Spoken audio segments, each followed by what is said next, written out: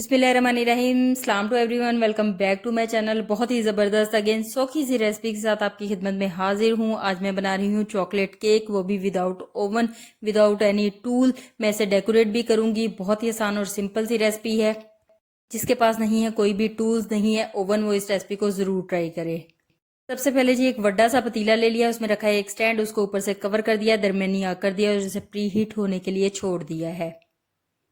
यहाँ पे 9 bye 9 inch का बेकिंग पैन लिया है, जिसके अंदर बटर पेपर लगा के ऑयल लगा के अच्छे से बटर पेपर को सेट कर दिया है।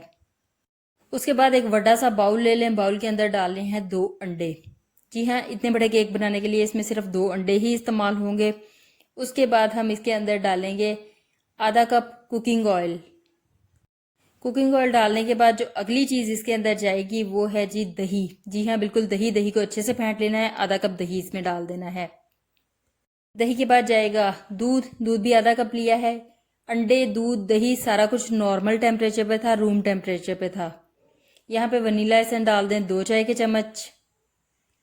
ये लिक्विड चीज़ें सारी मैंने डाल दी हैं। अब अच्छे से विस्क की मदद से, कांटे की मदद से, किसी भी चीज़ की मदद से इसको बहुत अच्छे से फेंट लें, आपस में मिक्स कर लें, यकजान कर लें। उसके बाद ले लें एक छलनी।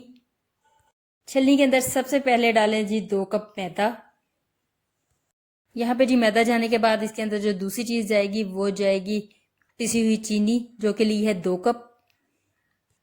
केक बनाने के लिए जब भी आप चीज़ें लें, नाप के लें तो रिजल्ट बहुत ही अच्छा आता है। यहाँ पे जी तीसरे नंबर पे इसके अंदर जाएगा कोको पाउडर। चॉकलेट केक है, कोको पाउडर तो ज़रूर ही जाएगा। आधा कप डाला है कोको पाउडर। बेकिंग सोडा जाएगा 1.5 चाय का चम्मच। बेकिंग पाउडर इसमें जाएगा 1.5 चाय का चम्मच। बेकिंग पाउडर और बेकिंग सोडा दोनों ही हम इसमें इस्तेमाल करेंगे। नमक इसमें जाएगा 1 चाय का चम्मच। यहाँ पे ड्राई चीज़ें हमारी हो गई हैं पूरी। अब कोई चम्मच ले लें, कांटा ले लें, विस्क ले लें, उसकी मदद से आराम आराम से इसको मिक्स कर करके छान दें, ताकि ये मिक्स भी होते जाएं और हमारी लिक्विड चीज़ों के ऊपर छन भी जाएं। छलनी यहाँ पे हो गई थी कुछ छोटी, ड्राई चीज़ें हो गई थी ज़्यादा, क्योंकि मुझे बिग बर्थडे केक बनाना था, तो इसलिए मैंने यहाँ पे चलाया छू मंतर जादू, और जादू के साथ मैंने इन सब चीज़ों को कर दिया मिक्स। मिक्स होने के बाद ये बहुत ही आसानी से छनने लग पड़ी। अगर आप देखें तो जादू चल चुका है, चीज़ें मिक्स हो चुकी हैं और बहुत आसानी से लिक्विड चीज़ों के ऊपर छन रही हैं। स्टार्ट में बड़ा सा बाउल इसीलिए लिया था क्योंकि सारी चीज़ें हमें इस बाउल में ही मिक्स करनी है, इसलिए बड़ा बाउल होगा तो आसानी रहेगी। ड्राई चीज़ों को लिक्विड चीज़ों के साथ बहुत अच्छी तरह से मिक्स कर लें। विस्क की मदद से कर लें, कांटे की मदद से कर लें। यहाँ पे फिर चलाना पड़ेगा। जादू छू मंतर हुआ और ये सारी चीज़ें हो गई हैं अच्छे से मिक्स, और लुक आ गई है बहुत ही प्यारी। जब सारी चीज़ें आप बहुत अच्छे से मिक्स कर लें, उसके बाद 1 कप उबलता हुआ गर्म पानी इसके अंदर डालना है। पानी डालने के बाद बहुत एहतियात से, बहुत प्यार से, पोले पोले हाथों के साथ आपने इसको बहुत अच्छे से मिक्स कर लेना है।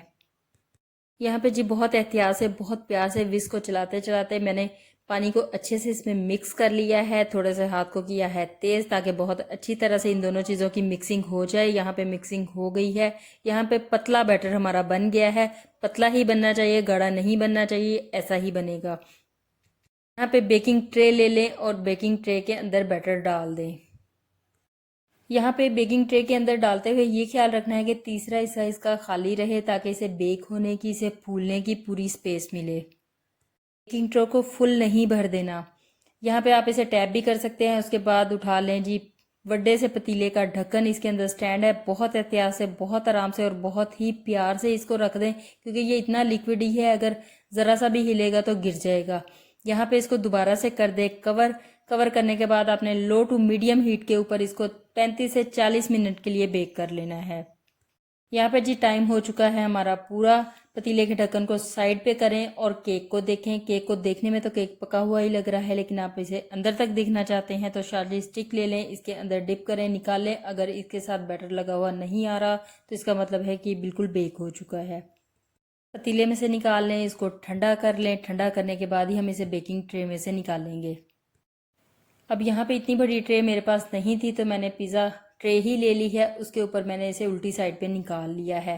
आराम से निकालें और बेकिंग ट्रे को उठा लें। बटर पेपर लगाने का यही फ़ायदा होता है कि बहुत इजीली निकल आता है बाहर, और बटर पेपर को भी अब टाटा बाय बाय बोल दें, क्योंकि इसका काम यहाँ पे ख़त्म है। बटर पेपर उतारने के बाद केक का कलर इतना प्यारा आया है कि दिल कर रहा है इसको यहाँ पे ऐसे ही खा लिया जाए, लेकिन इसे ऐसे नहीं खाना, इसे डेकोरेट करना है और बहुत प्यारा बनाना है। इसलिए इसको उठाएं और फ्रिज में रख दें और इसे बिल्कुल ठंडा कर लें। देर में केक ठंडा होता है। हमने ले ली है विपिंग क्रीम, 400 ml ली है मैंने। यहाँ पे विपिंग क्रीम को थोड़ा सा बीट करना स्टार्ट कर दें। यहाँ पे जी इलेक्ट्रिक बीटर के साथ मैं इसे बीट कर रही हूँ। आप चाहे तो विस्क की मदद से भी कर सकते हैं, लेकिन उसमें बहुत ज़्यादा मेहनत लगती है। यहाँ पे हमने इसको किया है थोड़ी देर के लिए स्टॉप और इसके अंदर डाला है 1 tablespoon vanilla essence. Vanilla essence डालने के बाद वनीला एसेंस को क्रीम में अच्छे से मिक्स कर लें। यहाँ पे वनीला एसेंस को भी हमने हाथ से मिक्स नहीं किया, बल्कि चला दी है हमने मशीन, ताकि वनीला एसेंस भी मिक्स हो जाए और क्रीम थोड़ी सी और बीट हो जाए। यहाँ पे मशीन को फिर से कर दिया गया है बंद। इसको कर दें साइड पे और एक छलनी ले लें। छलनी लेने के बाद इसमें 4 से 5 खाने के चम्मच डाल दें जी कोको पाउडर। कोको पाउडर डालने के बाद आपने कोको पाउडर को क्रीम के ऊपर छानना शुरू कर देना है। अच्छे से छान के डालना है, ऐसे ही डायरेक्टली नहीं डालना। जो भी चीज़ छान के डालेंगे उसका रिजल्ट ज़्यादा अच्छा आएगा। यहाँ पे जी इसको हाथ के साथ थोड़ा सा कर लें मिक्स। डायरेक्ट मशीन आप नहीं चलाएंगे वरना ये उड़ उड़ के आपके ऊपर पड़ जाएगा। यहाँ पे जी इसको थोड़ा सा मिक्स करके मैंने इसे टेस्ट किया था, तो ये इतनी मीठी नहीं रही थी। व्हिपिंग क्रीम वैसे मीठी होती है, लेकिन कोको पाउडर डालने के बाद वो इतनी मीठी नहीं रही थी। तो उसके बाद मैंने इसके अंदर शामिल की थी आइसिंग शुगर। आइसिंग शुगर मैंने डाली है 5 से 6 खाने के चम्मच। आप भी टेस्ट करके देख सकते हैं और उस हिसाब से आप आइसिंग शुगर इसमें डाल सकते हैं। तो आइसिंग शुगर भी इसके अंदर डालने के बाद अब इसे हम करेंगे बहुत अच्छे से बीट। अच्छे से बीट कर ले। मुझे कलर ठीक लग रहा है, लेकिन अगर आपको लाइट लग रहा हो तो 1 से 2 चम्मच कोको पाउडर के आप और भी इसमें डाल के अच्छे से बीट कर सकते हैं। क्रीम हमारी हो चुकी है तैयार। क्रीम को साइड कर दें। कोई भी बाउल ले लें, उसके ऊपर मैंने पिज़्ज़ा ट्रे उल्टी रख दी है। उसके ऊपर हम केक को ले आएंगे वापस। केक हमारा ठंडा हो चुका है। इसको सोक करने की ज़रूरत नहीं होती, इसको डायरेक्टली ही आप डेकोरेट कर सकते हैं।